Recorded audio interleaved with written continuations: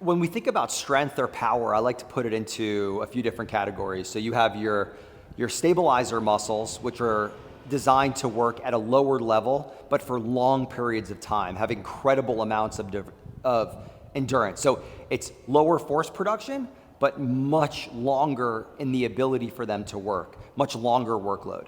Then you have more of your fast twitch fibers, which is really about strength, and it's the ability to move a certain load over a distance. Doesn't necessarily mean it has to be fast. So people that do a deadlift or a squat, they're not really moving that fast, but they're able to move a larger workload. That doesn't always transfer into speed or in power, or in the kind of the opposite of that, which is the deceleration of a movement as well. And so that's what I love using the box jump for. And so we see as people get older, they're not sprinting or jumping as much. And so some people, they can still lift heavy loads, but if you ask an older person to jump or to sprint, they don't have the ability to contract those muscles and tissues fast. And then slowing down is the worst. Like if you step off a curb wrong, people collapse to the ground, or if you have to jump off of something, a ledge or a bench and land on the ground, it's just, people will crumble in those types of incidents. So we want to build tissue resilience. That's really the key. So I love doing the box jump. I'm going to show you on this one. Some of you may be able to go higher. Some of you need to start much lower. But what you want to do is from a standstill, find that athletic position where your feet are about shoulder width apart. And then from here, a dip.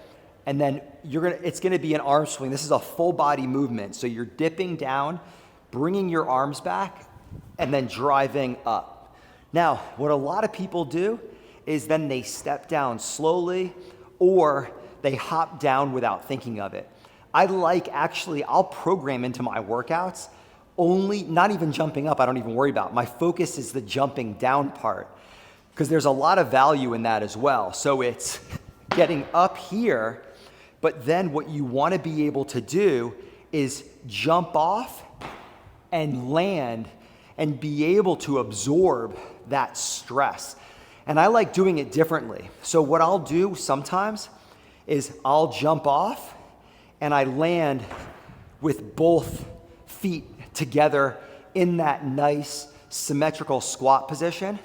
Other times what I'll do is I'll jump off and I'll land with 1 foot forward and 1 foot backwards. And then sometimes I'll even land like that and then sprint from there. Now, if you have not done these, start slow. I do not want anybody messaging me or DMing me that you ruptured your Achilles tendon because Dr. Matt said to jump off of something and you jumped off of a 4 or 5 foot long thing when you've never done it before. Even starting with a step down here and just working on that, absorbing that stress, and then slowly over time, using progressive overload, you can work higher and higher. There's tremendous value in that explosion up. There's also tremendous value in the ability to absorb the stress with that quick eccentric load from jumping down as well.